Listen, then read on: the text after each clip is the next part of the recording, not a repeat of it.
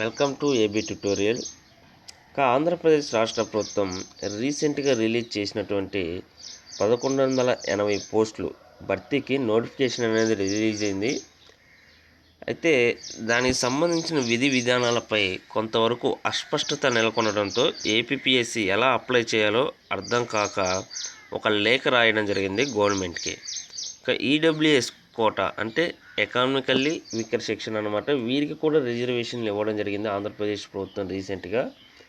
దీనికి సంబంధించి కూడా ఒక అస్పష్టత సమాధానం రావడం జరిగింది. క్లారిటీ లేదు.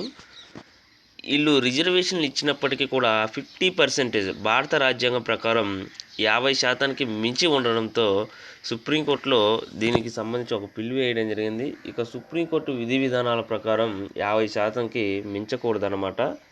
ఒకసారి పునరాలోచించాలంటూ గవర్నమెంట్కి వారు కూడా తెలపడం జరిగింది. ఇక ఈడబ్ల్యూఎస్ కోటా కొలువులు వస్తాయా అంటూ ఇక్కడ రావడం జరిగింది మనకి హెడ్లైన్గా. ఇక సెప్టెంబర్లో నోటిఫికేషన్, కానీ విధి విధానాలపై అస్పష్టత. ఎలా అమలు చేయాలో చెప్పండి, కొన్ని ప్రతిపాదనలతో ప్రభుత్వానికి ఏపీపీఎస్సీ లేఖ. ఇక రాష్ట్రంలో వివిధ ప్రభుత్వ శాఖల్లో పోస్టుల భర్తీల్లో ఎకనామికల్లీ వీకర్ సెక్షన్ కోటా అమలుపై సందేహాలు వ్యక్తమవుతున్నాయి. కేంద్ర ప్రభుత్వం ఈడబ్ల్యూఎస్కు 10% కేటాయిస్తూ చట్టం చేసిన విషయం తెలిసిందే.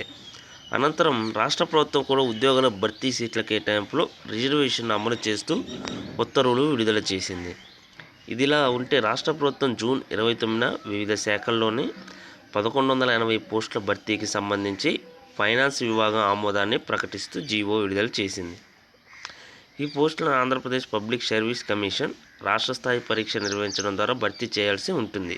ఇక ఈ నేపథ్యంలో ఈడబ్ల్యూఎస్ కోటా అమలు తెరపైకి వచ్చింది. ఇక ఆర్థికంగా తరగతుల కోటాలోని పోస్టుల భర్తీపై స్పష్టతనివ్వాలని ఏపీపీఎస్సీ ప్రభుత్వాన్ని కోరింది.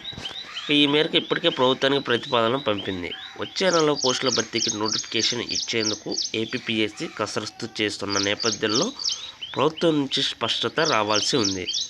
ఇక 15 విభాగాల్లో రీసెంట్గా 1180 పోస్టుల భర్తీకి ఆర్థిక శాఖ నుంచి మనకు ఆమోదం అనేది లభించింది.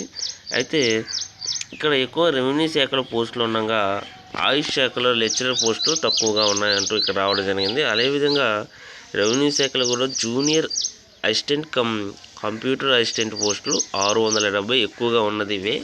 ఇక engineer sub services assistant engineering పోస్టులు 190, ఆయుష్ శాఖలో 72, మెడికల్ ఆఫీసర్స్, దేవాదాయ శాఖ గ్రేడ్ 3 ఈఓ పోస్టులు 60, ఆయుష్ శాఖలో హోమియో 53, ఇక అదేవిధంగా హార్టికల్చర్ సర్వీస్లో ఆఫీసర్ పోస్టులు 39, ఆయుష్ శాఖలో Unani medical officers 26, homeo lecturer పోస్టులు 24, ఇంకా లెజిస్లేటివ్ సెక్రటరీ ఫారెస్ట్ ఏపీఆర్ఈఐ ఐ&పిఆర్ ఆయుష్ శాఖలో మరికొన్ని పోస్టులు ఉన్నాయి. ఇవి కాకుండా మరో 150 బ్యాక్లాగ్ పోస్టుల భర్తీ కూడా ఏపీపీఎస్సీ నుంచి మనకి అనుమతి ఇచ్చిందనమాట.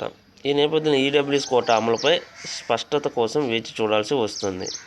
ఇక భర్తీ కాకుంటే ఎలా అంటూ కూడా ఇక్కడ రావడం జరిగింది. ఈ యొక్క ఉద్యోగాలు ప్రశ్నార్థకంగా మారాయి. ఈ అసలు భర్తీ ఉంటుందా లేదా, కేటగిరీలో ప్రకటించిన పోస్టుల భర్తీ కాకపోతే జనరల్ కేటగిరీ కింద అభ్యర్థులను ఎంపిక చేయవచ్చా అనేది స్పష్టత ఇవ్వాలని ప్రభుత్వాన్ని కోరింది.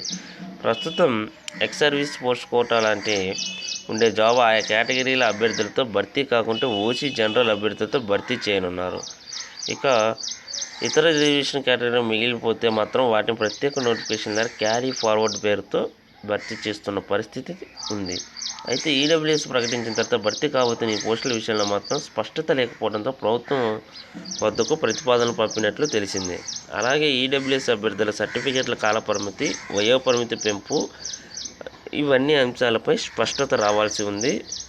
ఇవి ఆంధ్రప్రదేశ్లో రీసెంట్గా రిలీజ్ చేసిన 1180 పోస్టులకు సంబంధించి అప్డేట్స్ అండి. దీనిపై ఈ యొక్క నోటిఫికేషన్ ఈడబ్ల్యూఎస్ కోటా అమలు చేయాలా చేయకూడదా, చేస్తే ఎలా, చేయకపోతే అభ్యర్థుల్ని ఏ విధంగా తీసుకోవాలి అనే ఒక స్పష్టత కోసం ఏపీపీఎస్సీ గవర్నమెంట్ ఆఫ్ ఆంధ్రప్రదేశ్ని కోరడం జరిగింది ఒక లేఖ ద్వారా అనమాట. ఇక నెక్స్ట్ వచ్చేపాటికి ఇక్కడ కూడా నియామకాలు ఈడబ్ల్యూఎస్ రిజర్వేషన్లు నిలిపివేయాలి, అఖిల భారత ఎస్సీ ఎస్టీ గెజిటెడ్ అధికారుల సంక్షేమ సంఘం డిమాండ్ అంటూ ఇక్కడ రావడం జరిగింది. ఈ యొక్క ఎవరైతే ఈడబ్ల్యూఎస్ కోటాలో మా యొక్క రిజర్వేషన్ అమలు చేయాలని కోరుతున్నారు. సుప్రీంకోర్టు ఆమోదం వచ్చే వరకు నిలిపివేయాలని అఖిల భారత ఎస్సీ ఎస్టీ గెజిటెడ్ అధికారులు ప్రధాన కార్యదర్శి వీళ్ళు డిమాండ్ చేశారనమాట. రాజ్యాంగ మౌలిక సూత్రాలకు వ్యతిరేకమని సుప్రీంకోర్టులో రిట్ పిటిషన్లు బిల్లులు దాఖలయ్యారని పేర్కొన్నారు. మొత్తం రిజర్వేషన్ 50%కి మించదన్న తీర్పును దృష్టిలో ఉంచుకొని ఉత్తర్వుల అమలుపై రాష్ట్ర ప్రభుత్వం పునరాలోచించాలని కోరారు. నిజమే, ఖచ్చితంగా ఇవి రాజ్యాంగం ప్రకారం నడుచుకుంటే మాత్రం 50%కి మించకూడదు రిజర్వేషన్లు. ఇక ఈ యొక్క ఆంధ్రప్రదేశ్ గవర్నమెంట్ ఎటువంటి నిర్ణయం తీసుకుంటుందో మనం వేచి చూడాలన్నమాట.